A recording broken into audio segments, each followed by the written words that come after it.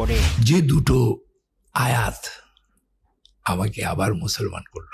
তিনি মনে করেন মহাবিশ্বের সৃষ্টি সম্পর্কিত বিগ ব্যাং তত্ত্বসহ জ্যোতির্বিজ্ঞানের নানা ইঙ্গিত কোরআনে পাওয়া যায়। সূর্য ও চন্দ্রের নিজ নিজ কক্ষপথে চলা কিংবা সাগরের পানির মধ্যকার অদৃশ্য বিভাজন, এসব বিষয় তার কাছে কোরআনের বিশেষত্বকে তুলে ধরে।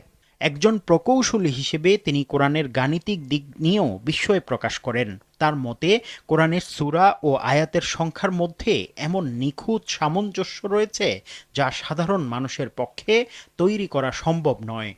এই অভিজ্ঞতার পর তিনি ধীরে ধীরে ইসলামের দিকে ফিরে আসেন এবং আল্লাহর একাত্মবাদে বিশ্বাস স্থাপন করেন।